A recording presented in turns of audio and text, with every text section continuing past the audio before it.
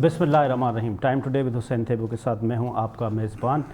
آج کی خاص خبریں. آج کل وزیر اعظم جناب عمران خان صاحب نے ایک پیکیج دیا جس کے تحت انہوں نے پیٹرول، ڈیزل، الیکٹرسٹی پرائسز کم کر دیے، جبکہ IMF کا کہنا یہ ہے کہ یہ بڑھانے چاہیے. اور کچھ دن پہلے فائنانس منسٹر صاحب نے فرمایا تھا کہ یہ پرائسز ہمارے لیے نہ بڑھانا مجبوری ہے، یہ کسی بھی صورت میں بڑھائیں گے. اس صورتحال میں وزیر اعظم صاحب نے بڑا اسٹیپ لیا ہے، بولڈ اسٹیپ لیا ہے. کیا اس بولڈ اسٹیپ کو سسٹین بھی کر سکیں گے؟ اس کے ساتھ ساتھ آج بھی وزیر اعظم پاکستان جناب عمران خان صاحب نے بزنس کمیونٹی کو ایڈریس کیا ہے اور مختلف پیکیجز دیے ہیں. اس میں ایمنسٹی اسکیم بھی اناؤنس کی ہے جس کے تحت آپ 5% پہ اپنی بلیک منی کو وائٹ کر سکیں گے. یہ سلوگن ہوتا تھا وزیر اعظم صاحب کا کہ یہ چوروں کے پیسے لا کے ادھر آ کے وائٹ کرتے ہیں. اب اس سے یو ٹرن لے رہے ہیں، لیکن ٹھیک ہے، اچھی بات ہے. اس پہ بھی ہم تفصیلاً بات کریں گے. پیپلز پارٹی اس وقت لانگ مارچ سندھ میں سے گزار کے پنجاب جا رہے ہیں. آج بھی بلاول بھٹو زرداری صاحب نے فرمایا ہمت ہے تو اسمبلیاں توڑ دیں، میں ریڈی ہوں اور میں آپ کے ساتھ فائٹ کرنے کے لیے تیار ہوں. پنجاب میں اس وقت کیا ہو رہا ہے؟ پنجاب میں آج پرائم منسٹر صاحب چودھری برادران سے ملے ہیں. کیا واقعی پرائم منسٹر صاحب گھبرا رہے ہیں؟ اس پہ ہم تفصیلاً بات کریں گے. اس کے ساتھ ساتھ جو اسٹریٹ کرائم ہے وہ بہت زیادہ بے حد سے زیادہ بڑھ گیا ہے. اتنا ہے کہ کراچی میں آج جو خبریں تھیں وہ یہ تھا کہ گھر میں گھس کے لوگوں کو موبائل سنیچنگ کیے، پیسے، بچی کو مارا. اس کے بعد کچھ دن پہلے ایک میڈیا پرسن تھے جن کا اسٹریٹ کرائم کے دوران ہی قتل ہوا اور اس کے قاتل کو آج مارا گیا. وہ ہاف فرائی، وہ فل فرائی. کیا یہ سسٹم اسی طرح سے چلے گا؟ جو ہائی پروفائل ہے اس کے ٹارگٹ کلر کو جا کے فل فرائی کر دیں. رشیا یوکرین میں کیا ہو رہا ہے؟ کیا وزیر اعظم پاکستان کا اس وقت دورہ بہت ضروری تھا کہ وہ رشیا جائیں؟ اور رشیا اگر گئے تو وہاں سے ہمیں کیا ملا؟ کیا واقعی ہم رشیا کے ساتھ، چائنا کے ساتھ ایک نیا بلاک بنانے جا رہے ہیں؟ تو پھر ہم جو ٹریڈ کی بات کر رہے ہوتے ہیں کہ ہمارا جو ٹریڈ ہے وہ ہم 24 بلین سے 40 بلین تک لے کے جائیں گے، تو وہ ٹریڈ ہم کہاں کر رہے ہیں؟ ہمارا سب سے زیادہ جو میجر سیکٹر ہے وہ ٹیکسٹائل ہے، 60-70% ٹیکسٹائل ہے. وہ تو ہم یورپ، امریکہ کر رہے ہوتے ہیں. اس کا کیا ہوگا؟ اس پہ تفصیلاً آج ہم ڈسکس کریں گے. ہمارے ساتھ مستند پینل ہے اس تمام ٹاپک پہ بات کرنے کے لیے. سب سے پہلے ایمبیسڈر ظفر اللہ شیخ صاحب جو فارن افیئرس کے ایکسپرٹ ہیں، کسی تعارف کے محتاج نہیں ہیں. سر آپ کا بہت بہت شکریہ، آپ نے ہمیں ٹائم دیا. احمد چنائی صاحب کسی تعارف کے محتاج نہیں ہیں. کراچی میں ان کا بہت بڑا رول تھا. CPLC میں جب ہوتے تھے بہت اچھا کام ہو رہا تھا، کرائم پہ بڑا کنٹرول تھا. تفصیلاً ہم اسٹریٹ کرائم پہ بات کریں گے. سر آپ کا بہت بہت شکریہ، آپ نے ہمیں ٹائم دیا. مرزا اشتیاق بیگ صاحب کسی تعارف کے محتاج نہیں ہیں، بزنس لیڈر ہیں، سینئر اینالسٹ ہیں، کالمسٹ ہیں، آنرری کونسل جنرل ہیں موراکو کے، PMLN کے سینئر لیڈر ہیں. سر آپ کا بہت بہت شکریہ بیگ صاحب، آپ نے ہمیں ٹائم دیا. مرزا صاحب سب سے پہلے سر آپ کے پاس آتے ہیں. اس وقت کیا ضرورت تھی رشیا کے وزٹ کرنے کی؟ اور رشیا جب ہمارے پرائم منسٹر صاحب گئے تو اسی دن انہوں نے اٹیک کیا. کیا وہاں پہ ایسی کوئی بات ہوئی یا تھوڑا سا ڈیلے کرنا چاہیے تھا؟ اس وقت رشیا کیا چاہ رہا ہے؟ یوکرین میں ان کا کیا انٹرسٹ ہے؟ میں آپ سے پورا ایک مکمل سوال ریز کر دیتا ہوں، آپ اس کا ہمیں کمپلیٹ ایک کمپریہنسو جواب دے دیں. ہم نے وہاں سے کیا کھویا؟ ہم نے وہاں سے کیا پایا؟ کیا ہم رشیا کے ساتھ دوستی کر کے پھر ہم امریکہ کو خداحافظ کرنے چاہ رہے ہیں؟ ایبسلیوٹلی ناٹ کے بعد. بسم اللہ الرحمن الرحیم. بہت شکریہ. I feel pleased to be with this great panel. ہمارے بہت سینئر ساتھی یہاں موجود ہیں. دوسرا میں دکھ کا اظہار کروں گا آپ کے والد صاحب کے لیے کہ دعا کریں گے اللہ ان کو بہت بڑی جگہ دے، جنت الفردوس میں جگہ دے. ماں باپ بڑی رحمت ہوتی ہیں اور دعاؤں کا دروازہ کہتے ہیں کہ بند ہو جاتا ہے. اینی ہاؤ جانا ہے سب نے، بٹ یہ جو بچھوڑا ہے جو ہم سندھی میں کہتے ہیں بچھوڑ ہوا، جی وہ فل تو نہیں ہو سکتا کہ بچے ان کے لیے دعا کریں گے. اللہ آپ کو صبر دے اور ان کو جنت میں جگہ دے. جی آپ کا بھی سوال کی طرف آتے ہیں. یہ یوکرین میں جو کرائسس ابھی ہوئی ہے، آئی تھنک یہ دنیا کے معاملات میں سیکنڈ ورلڈ وار کے بعد یہ بہت بڑی ایک کرائسس دنیا فیس کر رہی ہے ابھی، جس میں دنیا کی آلموسٹ سب نیشنز انوالو ہو گئی ہیں. نمبر 1. اب آپ کا جو اسپیسیفک سوال ہے جو جلدی ویسے تو بہت سی چیزیں ہیں، 2-3 سوال اٹھتے ہیں کہ رشیا یوکرین میں ان کا کیا انٹرسٹ ہے. دیکھیں کولڈ وار کے بعد جب یہ سوویت یونین ٹوٹا ہے تو نیچرلی پوٹن یا سوویت یونین یا رشیا جو بھی ہے وہ بھولے تو نہیں ہے. اب اس وقت نیچرلی کافی جنگیں بھی ہوئیں، ویسٹ کافی آگے چلا گیا، یورپ فلورش کر گیا، امریکہ نے اور بھی جنگیں کافی کیں، بہت سی چیزیں تھیں، مگر رشیا بھولا نہیں اور نہ بھولتا ہی ہے. یعنی جو آپ نے مجھ سے پوچھا کہ ہمارے پرائم منسٹر صاحب کی وزٹ ہے، پھر میں آگے آتا ہوں کرائسس پہ بعد میں آتا ہوں. پرائم منسٹر صاحب کی وزٹ پہلے ہی آلریڈی تھی، 1 مہینہ پہلے آلریڈی تھی. ہاں یہ ہے سوال کہ بھئی ہم فارن ریلیشنز میں یا فارن آفس میں بیٹھ کے سوچتے ہیں کہ what is the appropriate time of the visit. تو یہ نیچرلی بڑا وزٹ تھا اور بڑا امپورٹنٹ فیصلہ تھا جس میں ہمارے پرائم منسٹر صاحب نے کیا ہے، اور فارن آفس کی اور سب کی انسٹیٹیوشنز کی کنسلٹیشن اس میں تھی، کیونکہ ہماری فارن پالیسی جو ہے اس میں نیچرلی ہمارے آرم فورسز، دوسرے انسٹیٹیوشنز، تھنک ٹینک اور فارن آفس ملی جلی ہمارے انسٹیٹیوشنز ہیں جن سے کنسلٹیشن سے میں ڈائریکٹر جنرل پالیسی پلاننگ بھی رہا ہوں.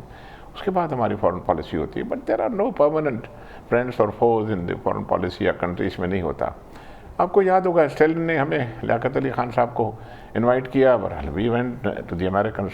54 میں سیٹوں میں گئے، 55 میں سینٹوں میں گئے، پھر تعلقات بڑے اچھے ہوئے. ایوب خان کے وقت میں آئزنہاور تھا، بڑے زبردست تعلقات. چلتے چلتے وار بھی ہو گئی 65 کی، جو ہم کلیم کرتے ہیں کہ ہم جیتے تھے، اور we had upper hand of course. اس کے بعد پھر یہ ہے کہ رشیا نے نیچرلی اس کے بعد یحییٰ خان کا بھی ایک وزٹ ہوا تھا، تاشکنڈ ڈکلیریشن ہوا، یہ ساری چیزیں جو تھیں، مگر رشیا ہم سے ناخوش تھا ود دا رزلٹ کہ وہ انڈینس کے ساتھ انہوں نے ہاتھ ملا لیا، پیس ٹریٹی سائن کر دی، بہت سی چیزیں تھی، آدھا ملک ہم سے چلا گیا. مگر یہ زخم جو تھا ہم بھی نہیں بھلا سکے. نیچرلی امریکنس پھر چاہ رہے تھے پاکستان کے آئے، یس اور نو والا سلسلہ آ گیا تھا. پریزیڈنٹ ضیاء کا وقت بھی تھا، اس وقت ساری چیزیں تھیں، کولڈ وار بالکل کلائمیکس پہ تھی، اور اس میں یہ ہوا کہ پاکستان کا واقعی بہت بڑا رول تھا جس میں 10 سال جو انویژن تھی افغانستان کی، رشینس پیچھے چلے گئے 1989 میں بیک گراؤنڈ. اب سوال یہ ہے کہ اب رشیا کیوں چاہتا ہے کہ پاکستان کے قریب آئے؟ پاکستان کیا چاہتا ہے؟ Things have change now. اگر امریکہ اور یو ایس کے ریلیشنس ہمارے اور اپنے ریلیشنس دیکھیں تو ٹوٹلی بے وفائی ہمیں ملی ہے. ٹھیک ہے کچھ فینٹمس ملے، کچھ F-16 ملے، کچھ مال مسالہ کوبرا ہیلی کاپٹرس میں، اس میں ڈیٹیل میں نہیں جاؤں گا. ٹھیک ہے اس وقت انہوں نے دیے ہمیں، مگر over all Pakistan U S relations جو ہیں اس میں پاکستان کا قصور نہیں ہے، اس میں یونائٹڈ اسٹیٹس کا زیادہ قصور ہے. نیچرلی اب ہم سوچیں گے کہ کہاں جائیں، دنیا بدل گئی. انڈیا بھی اسٹریٹجک پارٹنر بن گیا ہے امریکہ کا، چائنا بیچ میں آ گیا ہے، سپر پاور ہو گیا، کنٹینمنٹ آف چائنا کا سلسلہ ہوا.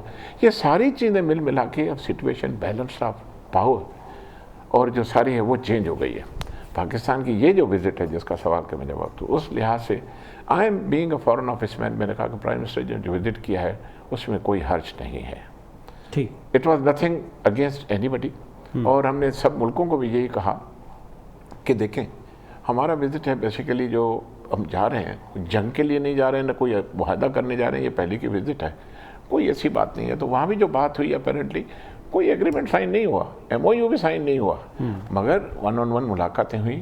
اس میں یہ ہوا ہے کہ ابھی جو کانفیڈنس بلڈنگ میجرز لیے جا رہے ہیں، جو ہم ایک دوسرے کے قریب آنا چاہتے ہیں، جیسے پہلے منگنی ہوتی ہے، منگنی سے پہلے باتیں ہوتی ہیں، اس کے بعد شادی ہوتی ہے، یہ سلسلہ جو ہمارا ہے رشیا کے ساتھ سیریسلی ابھی شروع ہوا ہے. اچھا میرا اس میں ایک سوال یہ بھی تھا نا سر کہ دیکھیں ایک پاکستان ایک امپورٹنٹ کنٹری ہے، ایک ایٹمک پاور ہے.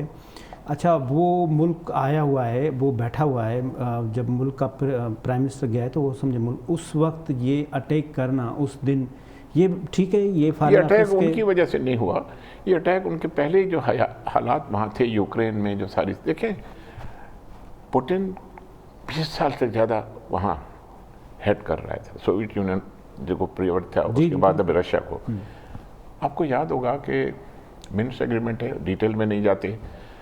کروشیا جو یوکرین ہے اس کے پاس بہت بڑے نیوکلیئر آرسنل تھا جو انہوں نے واپس کیا.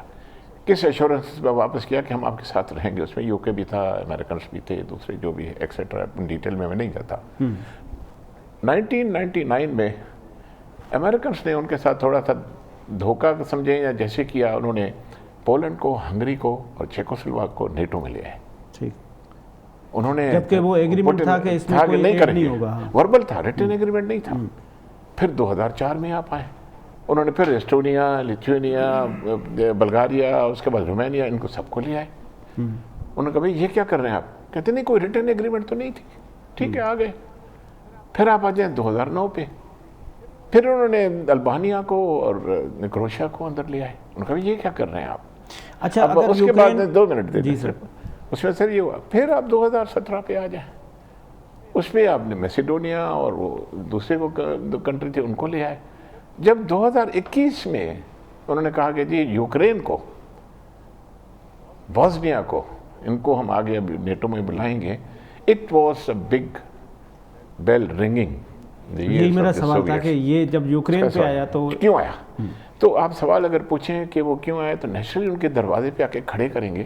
ہم ہی ہوں اگر ہمارے آ کے دشمن آ کے کھڑے، پہلے تو سارے لے لیے، ڈیفائی کیے ایگریمنٹس کو. اب یہ سارا ویسٹ EU جس کو کہتے ہیں آج کل، اور امریکنس جو ہیں یا UK بھی ہے، یہ سارا ایک بلاک کر کے ادھر جب آئیں گے، یہ دیکھیں یہ سوال بہت سارے سوال کرتے ہیں کہ جی یہ کیوں ہو رہا ہے.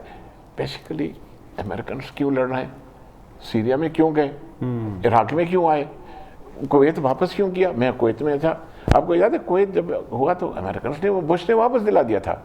مجھے یاد ہے میں وہاں پوسٹڈ تھا 4 سال. وہاں ایک جب کویت واپس ملا ہے تو میں اس وقت جدہ میں تھا پوسٹڈ، پر میں کویت میں رہا 4 سال. آپ بلیو کریں کہ اس کا جو ریسیپشن بش جب آیا کویت میں، ان کو آزاد کر کے دیا، he arrange reception in the desert. کوئی 4-5 من کا گولڈن دروازہ بنوایا ٹینٹ پہ، وہاں انہوں نے ریسیپشن دیا. بابا بش اس کو وہاں کہتے تھے، انہوں نے واپس کروایا. کہنے کا مقصد یہ ہے کہ ویتنام کی وار ہارے، 10 لاکھ عراقی مارے، اب دیکھیں یمن میں مارے. کہنے کا میرا مقصد ہے کہ اگر آپ اس سوال کو آئیں گے کہ وہاں کیوں کوئی جا رہا ہے، وہ بات نہیں ہے. یہ ساری انا کی ایگو کی ہے. تو جو رشین جو ہے، واپس آتا ہوں. آپ DG policy planning foreign affairs بھی رہے، تو ہمیں یہ بتائیں کہ اس وقت پالیسی کیا ہے. میں آپ کے پاس واپس آتا ہوں کہ ہم کہاں، نہیں میں واپس آتا ہوں آپ کے پاس کہ اس وقت ہم کیا مطلب کدھر جا رہے ہیں، ہمیں کچھ سمجھ آ رہی ہے یا واقعی ایسے ہی کبھی چائنا چلے جاتے ہیں کبھی. میں آپ کو واپس سر احمد جنید صاحب، اسٹریٹ کرائم میں آپ جو جب CPLC کے چیف تھے تو بڑے اچھے طریقے سے اس میں بڑا کنٹرول تھا. آج کل اگر ہم دیکھتے ہیں تو اسٹریٹ کرائم بہت زیادہ بڑھ گیا. پہلے تو اس کے روٹ کازز کیا ہے؟ بسم اللہ الرحمن الرحیم. بہت بہت شکریہ آپ کا انوائٹ کرنے کا. ہمارے بھی وہی احساسات ہیں جو حضرت کے تھے آپ کے والد کے وفات پر. دیکھیں بات یہ کہ جب ہم اسٹریٹ کرائمز کی ہم بات کرتے ہیں تو اسٹریٹ کرائمز کراچی میں ہمیشہ سے رہے ہیں اور اس کے لیے کئی بار مختلف پلاننگ کی گئی ہے. تھوڑا سا میں پیچھے سے چلتا ہوں. 2013 کے جب آپریشن کا آغاز ہوتا ہے 5 سپٹمبر کو، تو اس وقت حالات اتنے خراب تھے کہ نہ صرف اسٹریٹ کرائم بلکہ آپ کے kidnapping for ransom, threatening calls, دہشت گردی، یہ سارے وہ کرائمز تھے جو دن رات چل رہے تھے اور بڑے بڑے نمبرز تھے ان کے، اور پورا شہر جو ہے وہ ایک خوفزدہ کسی صورتحال میں تھا. 5 سپٹمبر کو آپریشن کا آغاز ہوتا ہے. اس میں سارے اسٹیک ہولڈرز بیٹھتے ہیں، including the judiciary, including the politicians اور ہمارے بیوروکریسی، اور پھر اس کے بعد ہمارے سارے سینسیٹیو ادارے جو ہیں وہ ساتھ بیٹھ کر انہوں نے ایک چیز تہیہ کر لی. اور اس کے بعد آپ نے دیکھا کہ اگلے 2 سال میں بتدریج کرائم میں کمی آئی اور کرائم فری سٹی جو ہے وہ کراچی بننا شروع ہوا. میں ایگزیکٹلی کرائم فری سٹی تو نہیں کہوں گا، لیکن اگر اس کی ریٹنگ 90 سے 10 پہ آ جائے تو پھر بہت بڑا فرق آ جاتا ہے. لیکن اسٹریٹ کرائم جو ہے وہ کسی حد تک تو ضرور کم ہوئے تھے. ہوتا یہ ہے کہ جب بڑے کرائم سے جو ہے فوکس چلا جاتا ہے اور وہاں سے کرمنل چھٹتے ہیں تو پھر وہ اسٹریٹ کرائم کی طرف ضرور آتے ہیں.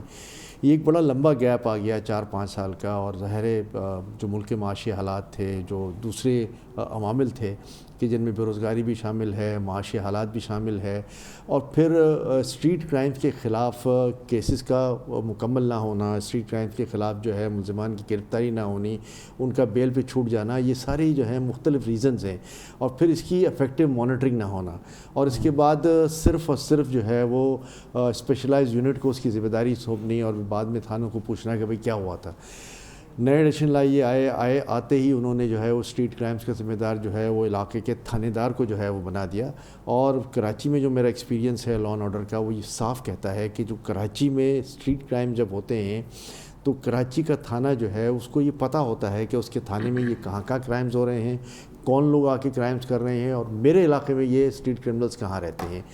اس میں بڑا پرویکٹیو ہونے کی ضرورت ہے. یہ آپ بڑی بات کر رہے ہیں کہ ایس ایچ او کو سب پتہ ہے کہ دیکھیں ایس ایچ او کے علم میں اس لیے ہوتا ہے, میں آپ کو تھوڑی سی وضاحت اس کی کر دوں کہ ہر تھانے کا ایک اپنا سی آئی ڈی نیٹ ورک ہوتا ہے, اور وہ سی آئی ڈی نیٹ ورک جو ہے وہ تھانے کے جو بھی پیش و خم ہیں اس سے ایس ایچ او کو ضرور آگاہ کرتا ہے. اب اس پہ کارروائی کب کرنی, کیسے کرنی, یہ ایک سوالیہ نشان بن جاتا ہے. اس کا کوئی آپس میں نیکسس ہوتا ہے؟ دیکھیں جب ہم بات کرتے ہیں تو یہ سارے جو ہیں رجسٹرڈ ایریاز ہوتے ہیں, ان کے دماغ کے اندر ریٹن بھی ان کے پاس بہت سارے مواد ہوتے ہیں, لیکن وہی بات آتی ہے کہ ثبوت تو کوئی ہے نہیں, ان کو کیسے پکڑیں گے, کیا کریں گے, کوئی وٹنس آئے گا کہ نہیں آئے گا. ساتھ ساتھ میں ایک بات بھی بتا دوں کہ کراچی کو سیف سٹی بنانے کے لیے بہت دفعہ کوششیں کی گئیں, پلانز بھی بنے, پلان بنے ہوئے بھی ہیں. ابھی سی ایم صاحب نے یہ کہا ہے کہ جی ہم نے جو ہے وہ ٹینڈر فلوٹ کر دیے ہیں سیف سٹی کے, اور بہت جلد کراچی میں کیمرز لگنا شروع ہو جائیں گے. سوال یہ پیدا ہوتا ہے کہ پچھلے 10 سال یا 12 سال کا آپ ایکسپیرینس دیکھیں, جہاں کراچی میں 2200-3000 کیمرے ہیں, وہ کافی نہیں ہیں. اور پھر 2 چیزیں اس میں بہت اہم ہیں. ہم سیف سٹی بنا بھی لیں, ہم یہ پرانے کیمرز کی بھی بات کر لیں, تو ایک تو ان کی افیکٹو مانیٹرنگ 24/7, اور پھر مانیٹرنگ کے ساتھ اس کے بیک اپ یونٹس. مانیٹرنگ ہم ضرور کر لیتے ہیں, شاید اس کو بیٹھ کے دیکھ بھی لیتے ہیں, بعد میں اس کی جو ہے فوٹیجز نکال کر مختلف ٹی وی چینلز کی زینت بھی بن جاتی ہیں, لیکن جب بیک اپ یونٹ نہیں ہوتا تو کرمنل آتا ہے, بڑے مزے سے کرائم کرتا ہے اور وہاں سے چلے جاتا ہے. کراچی سیف سٹی پروجیکٹ کی سب سے بڑی رکاوٹ کون ہے؟ سندھ گورنمنٹ, سندھ پولیس, یا دیکھیں میں اس کا ذمہ دار جو ہے وہ تمام اداروں کو کہوں گا, اس لیے کہ اس کی ذمہ داری تمام اداروں کی بنتی ہے, اور اس میں ذمہ داری تو سندھ گورنمنٹ پہ بنتی ہے نا. دیکھیں سندھ گورنمنٹ کی اولین ذمہ داری ہے, سندھ گورنمنٹ نے پلانز بھی بنائے, سندھ گورنمنٹ نے جو ہے اس کو آگے لے کے چلنا بھی چاہا, لیکن انفارچونیٹلی ابھی تک وہ فیصلہ نہیں کر پائے.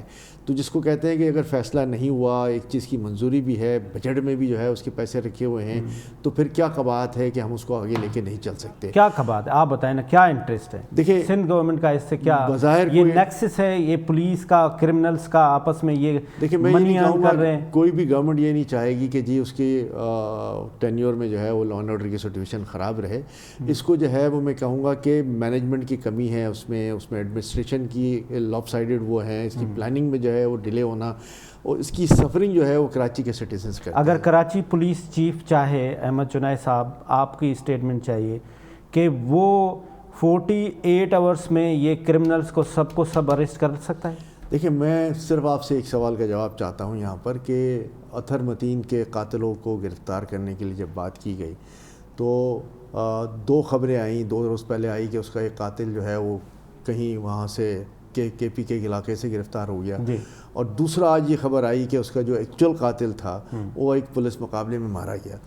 میرا سوال یہی ہے کہ کیسے آپ نے اس کو آئیڈینٹیفائی کر لیا, کس طرح آپ اس تک پہنچ گئے, اور کیسے جو ہے وہ اس کو گرفتار کر کے اس سے پولیس مقابلہ بھی ہو گیا. تو جب یہ سوال آتا ہے, میں اس میں ایڈ کرتا ہوں جی, یہ جب ہم پولیس سے سوال کرتے ہیں کہ بھائی آپ نے اطہر متین کے قاتل کو خضدار سے جا کے گرفتار کر لیا, اور دوسرے کو آپ نے انکاؤنٹر کر دیا کمبر شداد کو میں ایس ایس پی بشیر بروئی صاحب کے جوڈیشن میں, وہ کہتے ہیں جی ہمارے پاس اسٹرینتھ ہی نہیں ہے کہ ہم ہر کیس کو فالو کر سکیں, ہاں جو ہائی پروفائل ہے اس کو ہم کر کے دکھاتے ہیں, ہمیں اسٹرینتھ دیں.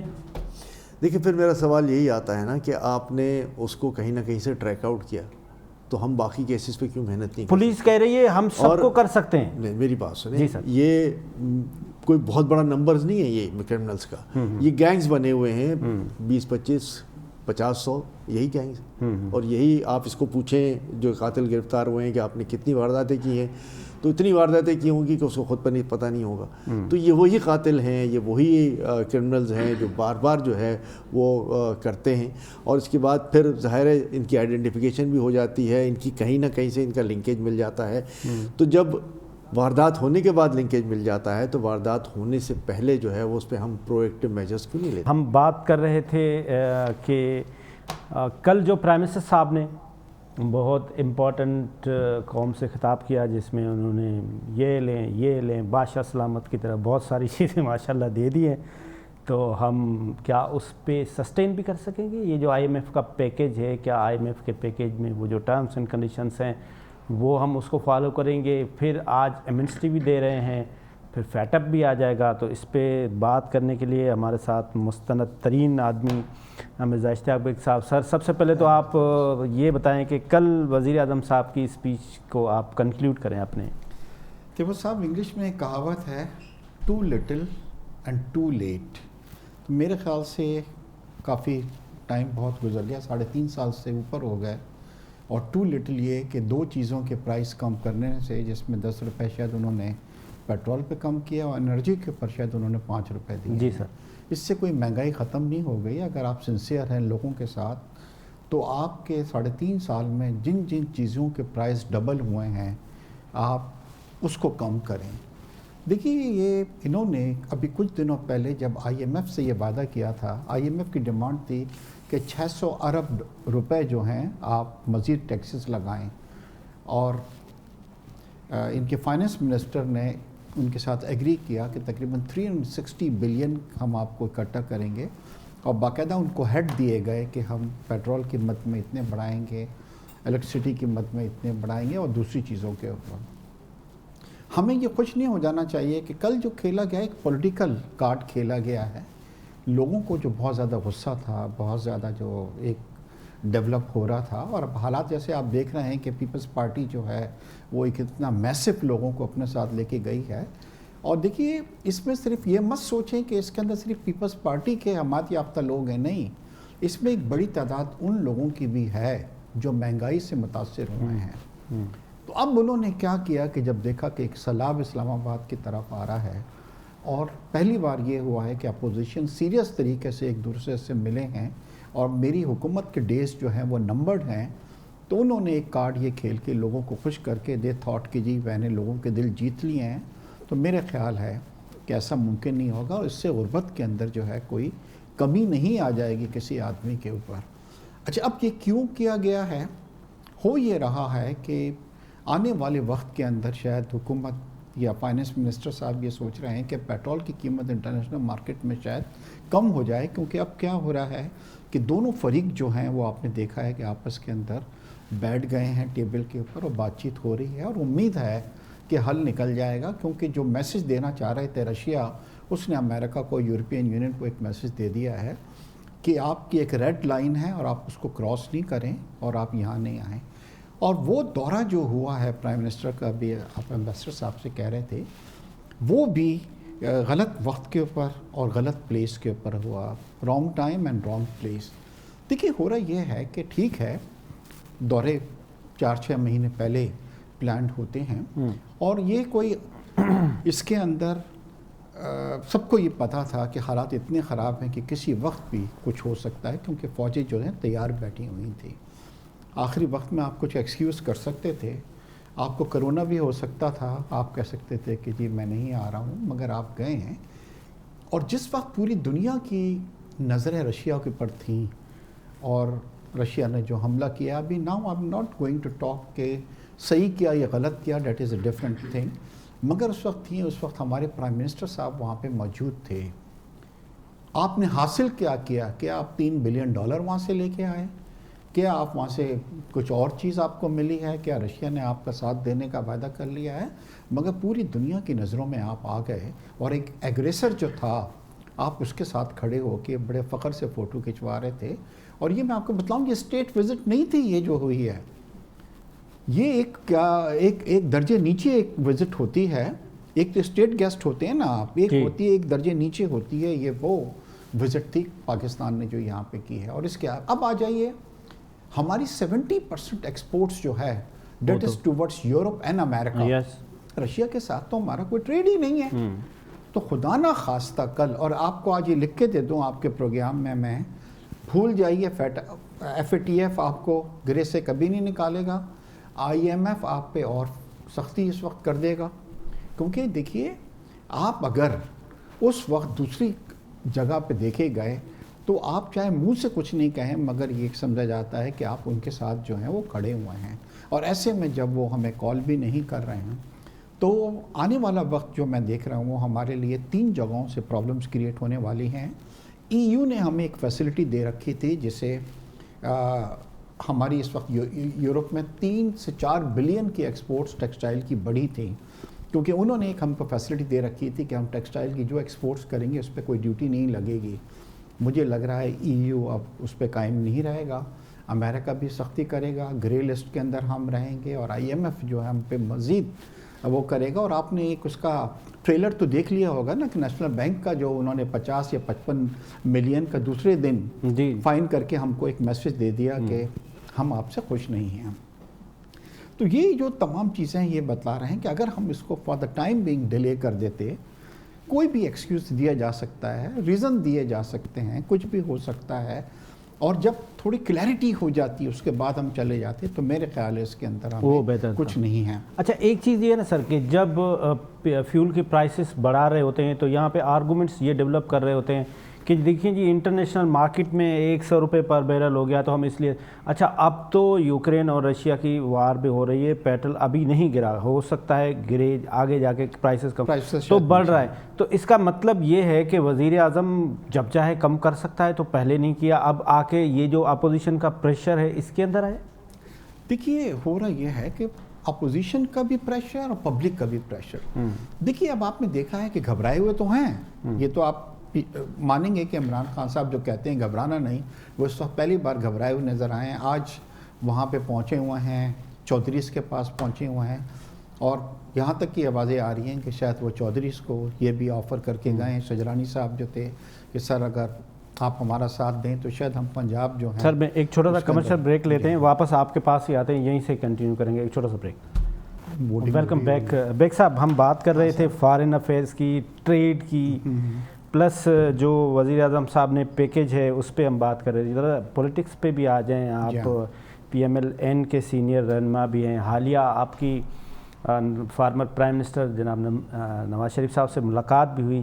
اس وقت PML کیا دیکھ رہا ہے، اس وقت PTI کیا دیکھ رہا ہے، اور جو پیپلز پارٹی ہے وہ کیا دیکھ رہے ہیں، اور بیچ میں اس وقت جو سب سے زیادہ پاورفل آدمی لگ رہا ہے مجھے، وہ تو مجھے چودھری صاحب لگ رہا ہے جس کے بعد سارے ہی لوگ جا رہے ہیں. تو یہ ہو کیا رہا ہے سر؟ تیبو صاحب میری پچھلے 2 مہینوں میں میاں نواز شریف صاحب سے بھی لنڈن میں ملاقات رہی، اور اس کے بعد آنے کے بعد میں لاہور گیا تھا تو میری شہباز شریف صاحب سے بھی ملاقات رہی. دیکھیے گیلپ کا ایک سروے آیا ہے، میں خود نہیں کہوں گا کیونکہ میرا تعلق نون سے ہے. اس سروے کے اندر یہ بتلایا گیا ہے کہ سب سے زیادہ پاپولر اس وقت جو جماعت ہے وہ پنجاب کے اندر نون ہے، اور کل اگر الیکشنز ہوتے ہیں تو نون ول سویپ. ٹھیک ہے نا.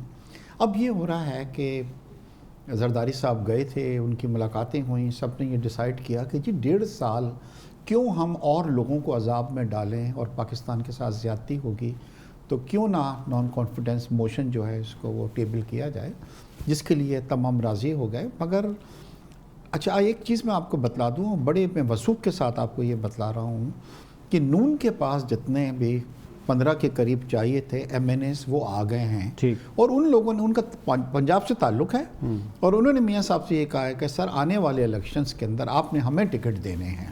جو PTI کے MNA اس وقت ہیں ان کی ڈیمانڈ ہے. اچھا مزے کی چیز یہ ہے کہ اس میں کچھ منسٹر بھی ہیں، ان کے کچھ اس میں منسٹر بھی ہیں. دیکھیے جو سیاستدان ہوتا ہے وہ یہ سوچتا ہے کہ میں اگلا الیکشن جیتوں گا کہ نہیں جیتوں گا. آپ سوچتے ہیں کہ پنجاب میں کوئی MNA جو PTI کا ہے وہ نیکسٹ الیکشن سویپ کر جائے گا؟ نہیں جائے گا.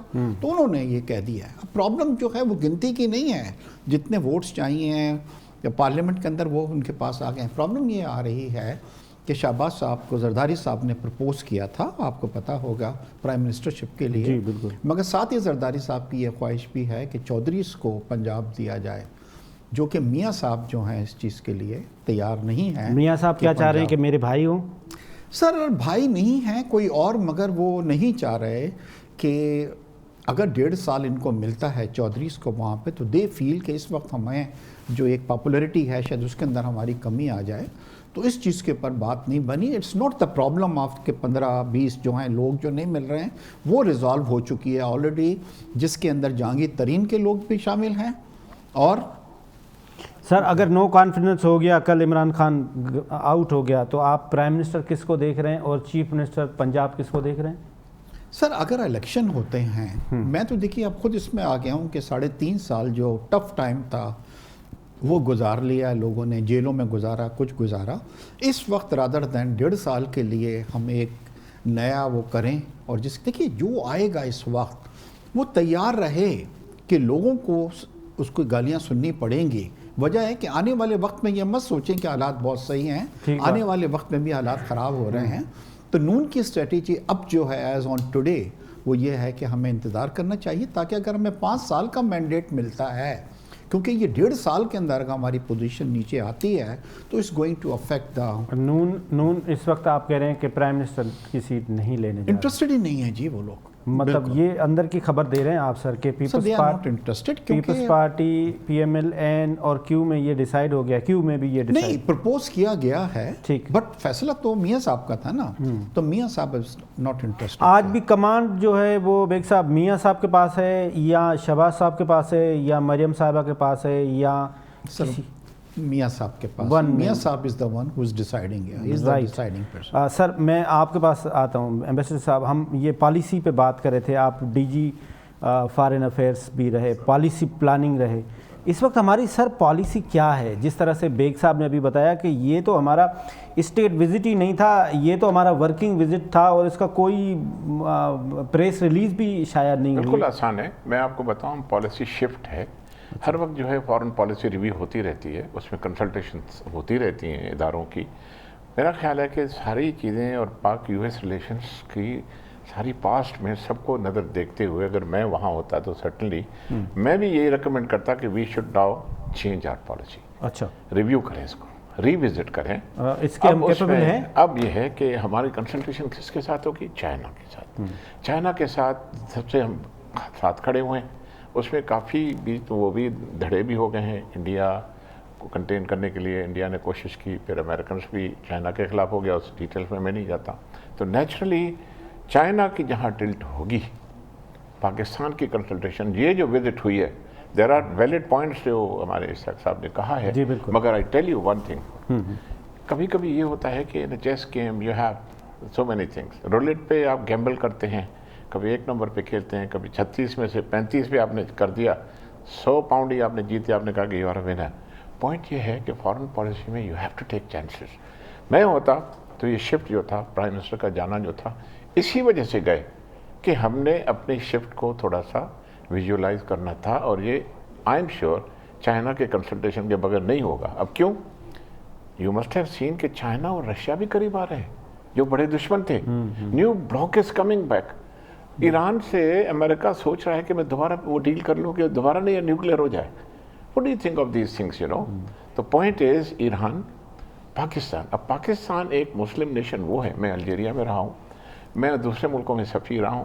پاکستان ایک وہ ملک ہے جو سارے مسلم ورلڈ میں اب ٹاپ پہ ہے اور نیوکلیئر پاور ہے. رشیا کیوں جا رہا ہے وہاں؟ نمبر 1، اگر انڈیا کو آج دیکھا جائے، رشین ویو پوائنٹ جو تھنک ٹینک کا ہے کہ انڈیا جو اپنے آپ کو سمجھتا ہے اٹس ناٹ سالڈ اسٹیٹ، وہ ٹوٹے گا ایک دن. بہت چیلنجز ہیں ان کے، بہت سی چیزیں ہیں. اس کو مودی نے پوری انڈیا کو ورچولی تو توڑ دیا ہے. انڈیا اس وقت رشیا کی طرف نہیں، امریکہ کی طرف جا رہا ہے. بالکل.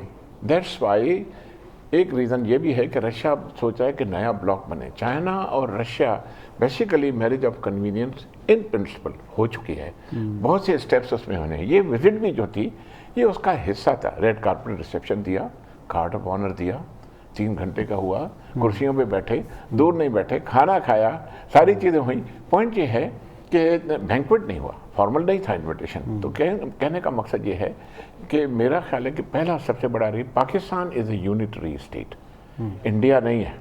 نمبر 2، مسلم ورلڈ کا بادشاہ ہے پاکستان اب بھی. آپ بلیو نہیں کریں گے، اتنی ہماری الحمدللہ عزت ہے. میں کوئی 15-16 ملکوں کا افریقہ کا سفیر رہا ہوں، ایکریڈائٹڈ تھے دوسری اسٹیٹس. میں جہاں بھی گیا سب یہ کہہ رہے تھے کہ فلاں جو الجیریا میں مجھے یاد ہے ایک دفعہ پریزیڈنٹ نے مجھے کہا ہم یہ مسجد بنوانا چاہتے ہیں، ہم یہ کرنا چاہتے ہیں، فیکٹریز کو ہمیں پاکستانی مزدور چاہیے، انڈیا سے نہیں چاہیے. ہمارا کوئی آنے کے لیے تیار نہیں ہوتا. That's a different thing. میں لکھ کے تھک گیا. بس ٹھیک ہے، مگر کہنے کا مقصد یہ ہے کہ بڑی گڈ ول ہے ہماری. दूसरी यही है रीज़न जो है जो हमारे पास आना चाहते हैं कि पाकिस्तान इज़ नाउ अल्हम्दुलिल्लाह द स्ट्रॉन्गेस्ट नेशन। अच्छा, और मैं आपको बताऊँ इमरान की लीडरशिप में एक ये है कि हमारी बिल्कुल शिफ्ट नज़र आएगी आपको, और अमेरिकन के साथ हमारी ये सौदा जो है महंगा पड़ेगा, मगर ज़रूर पड़ेगा। इसके नुकसानात भी होंगे। सैंक्शंस कितने लगते हैं, देखिए शुरू में हमें प्रेसिडेंट ने सैंक्शन लगाया, सिर्फ 1 मिनट बात करूँ, ये सारी चीज़ें होंगी। जैसे NBK से शुरू हुआ है सर, 20 मिलियन का भी हुआ, दूसरा दिखाएंगे, ये तेवर दिखाएंगे, मगर इंडिया अमेरिकन से ये भी कहा है हम पाकिस्तान के साथ ताल्लुकात अच्छे रखना चाहते हैं। अच्छा, बीच में मैं एक सवाल ऐड करता हूँ कि एक ब्रिक्स भी बन रहा था जिसमें Brazil, Russia, India, China, south Africa, फिर उसकी गोवा में कुछ मीटिंग्स भी हुई। अच्छा, उसका फिर अभी क्या होगा? देखें, ये क्वाड्स अभी डिप्लोमेसी के काफ़ी रंग होते हैं। शटल डिप्लोमेसी हुई, ओपन हुई, क्वाड्स बने, अभी ग्रुप्स बने। आजकल जो है छोटे छोटे ग्रुप्स की मीटिंग्स बहुत है। मैं उन डिटेल में जाऊंगा तो बहुत टाइम का, कौन कौन से क्वाड्स बने हुए हैं, कहाँ कहाँ सिलसिला होता है। अंदाज़ा लगाएं कि अभी जो ह्यूमन राइट्स काउंसिल की 47 मेंबर्स हैं या जो भी हैं, उसमें से 32 ने कहा है कि जी ह्यूमन राइट्स की वायलेशन हो रही है यूक्रेन में।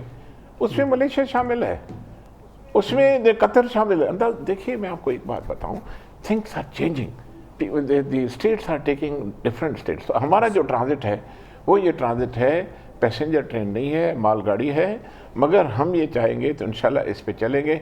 ये चाइना के करीब हैं और इंशाल्लाह इसके रशिया के जो विजिट हैं it will culminate positive results जो मैं देख रहा हूँ। बहुत बहुत शुक्रिया सर। मैं आपके पास चुनाई साहब सवाल छोड़ के गया था कि हमारे पास प्रॉब्लम ये है कि हम कहते हैं कि ये पुलिस एक्ट 1861 वाला हमने उसको जो है वो 2002 में सही लाया, फिर 2019 में जो लाए हैं वो फिर अंग्रेज़ों के दौर का लाए हैं। फिर हमारे पास जो जुडिशल सिस्टम का एक्ट है वो 1881 का है, वो पत्थर के दौर का है। वहाँ पे आईओ घोड़े पे चढ़ के 14 दिन के बाद रिमांड पेश करेगा, वो अभी तक वही सिस्टम है। फिर हमारे पास जब क्रिमिनल पकड़ा जाता है उसकी जो वहाँ पे गवाह पेश नहीं होते, वो बाहर आ जाता है, फिर वो दूसरे दिन आके उनको गवाहों को पकड़ता है। तो ये जो हमारा जुडिशल सिस्टम है इसमें कितनी वीकनेसेस हैं? देखिए, क्रिमिनल जस्टिस सिस्टम की हमारी वीकनेसेस जो हैं वो बिल्कुल आया हैं। हम जब क्राइम सीन विटनेस की बात करते हैं तो वो बड़ी मुश्किल से प्रेजेंट होता है, और अगर क्राइम सीन विटनेस आ भी जाता है तो वो गवाही जो है वो देने के लिए इतने धक्के खाता है, इतने चक्कर खाता है कि आखिर में वो भी जो है वो मुनरिफ हो जाता है। ज़ाहिर है जो हमारे जजेस हैं वो बग़ैर गवाह की गवाही को सुने, बग़ैर गवाही को परखे वो कोई फ़ैसला नहीं दे पाते, और बिल्कुल सही है।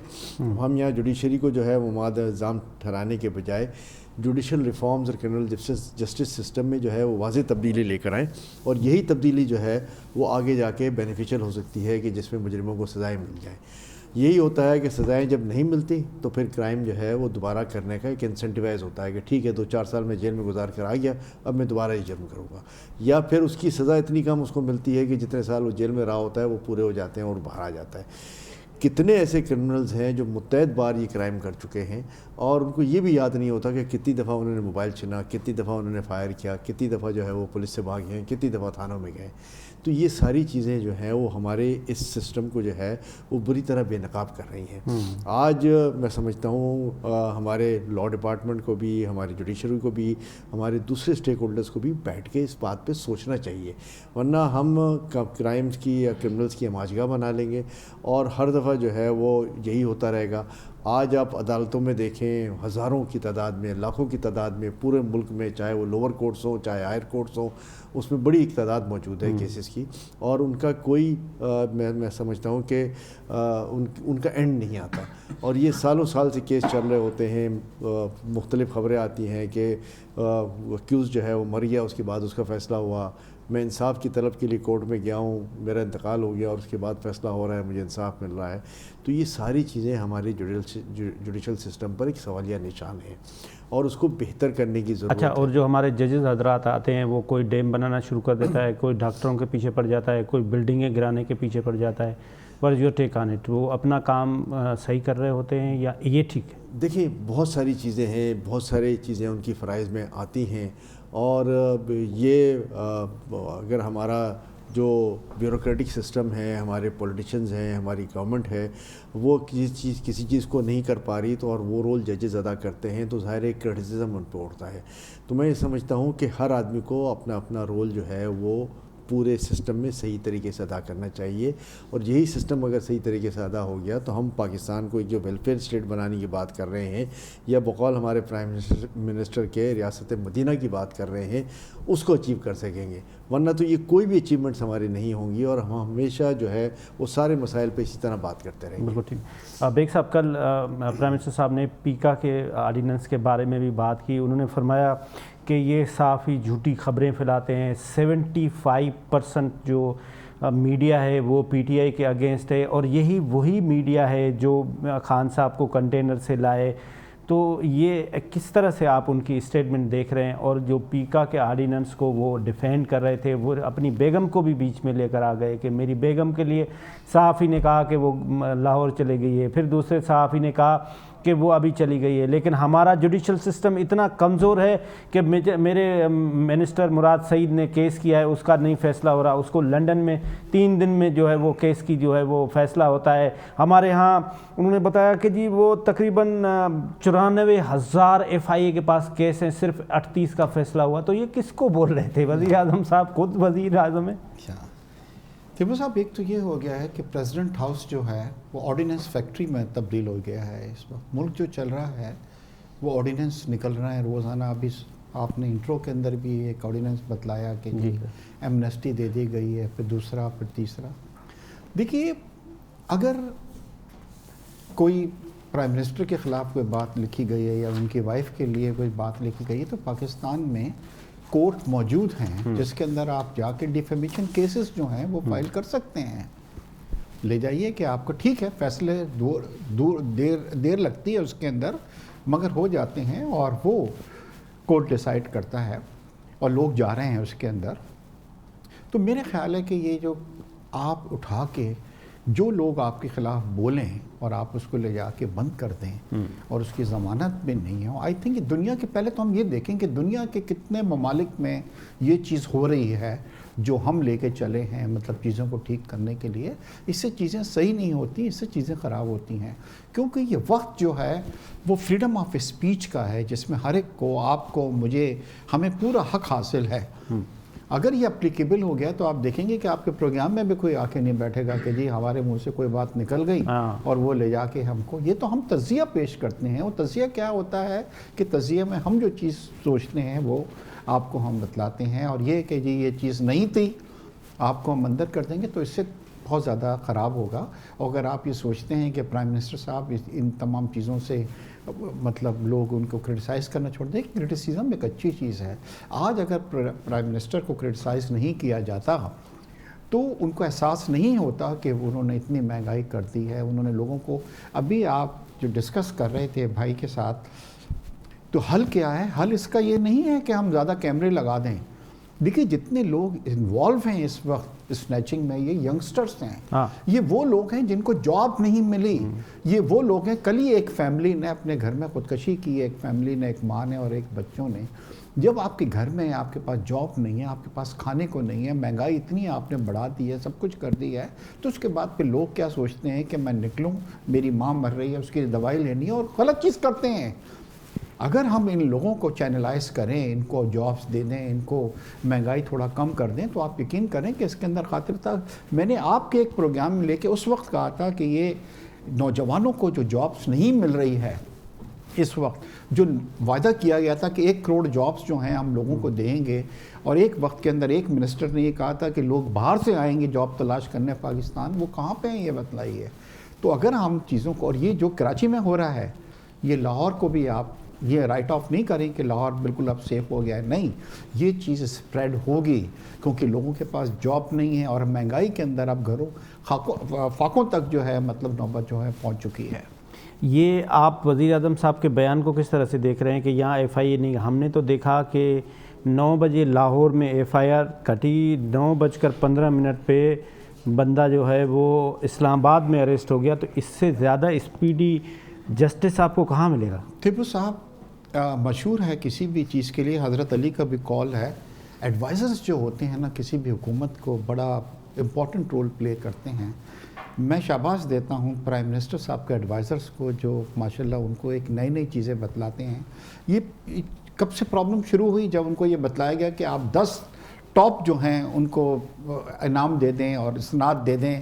وزیر ٹاپ 10 جس کے اندر جناب وزیر دفاع جو تھے وہ تھے ہی نہیں, خارجہ بھی نہیں تھے, نہیں تھے, خارجہ بھی نہیں, اینی ہاؤ. اس کے بعد کیا ہوا, جو ایف آئی آر کاٹی گئی اس کے اندر ان نیسیسری اس کتاب کا ذکر کیا گیا. اور آپ کو پتہ ہے کہ اس وقت پاکستان میں سب سے زیادہ گوگل پہ سرچ ہونے والی کتاب کیا ہے, وہ یہ بن گئی ہے. تو آپ نے تو ری لانچ کر دیا ریحام صاحب کی کتاب کو, مطلب تو غلط چیزیں کی ہیں آپ نے, غلط ایڈوائس آپ کو ملی. اس سے پہلے ریحام صاحب کی کتاب پہ کوئی دھیان بھی نہیں دیا کرتا تھا. بہت بہت شکریہ مرزا اشتیاق بیگ صاحب, بہت بہت شکریہ منچنائی صاحب, بہت بہت شکریہ ایمبیسڈر ظفر صاحب. اس کے ساتھ آج کا پروگرام ختم ہوا. جہاں بھی رہیں خوش رہیں, اپنے آپ کو کرونا وائرس سے بچا کے رکھیں. خدا حافظ. پاکستان زندہ باد.